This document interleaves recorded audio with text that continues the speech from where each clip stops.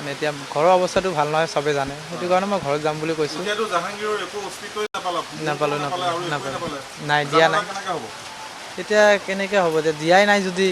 এতিয়া কেনেকৈ নকৰোঁ মানুহ নহ'লে কেনেকৈ জানাজা হ'ব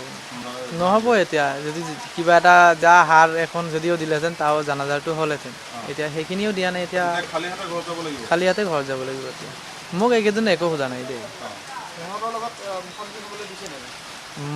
মইতো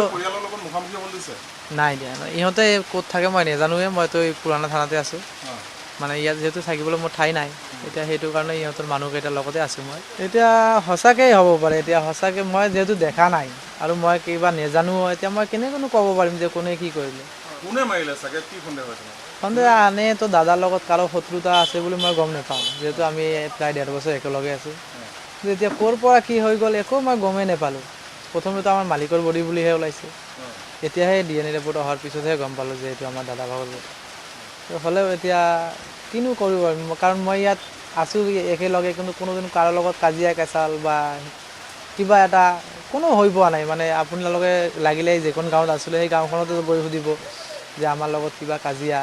কিবা বেয়া ব্যৱহাৰ পাইছে যদি তেতিয়া মোক সুধিব পাৰিলেহেঁতেন কিন্তু তাতে পইচা পাতি পাবলৈ থকা কথাটো এতিয়া মই নাজানিম দেই এই দুজনে লেনদেন কৰিছে সেই দুজনে জানিব যে কিমান পাব লগা আছে কিমান পাব লগা নাই কথাই মানে হ'ল ভাল আছিলে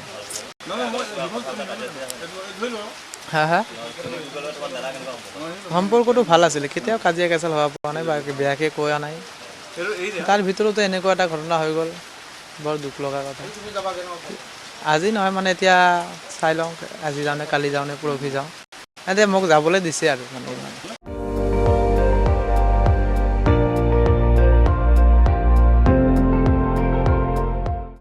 আপুনি চাই আছে ND24 সৰ্বশ্ৰেষ্ঠ নহয় সৰ্বোত্তমৰ দৌৰত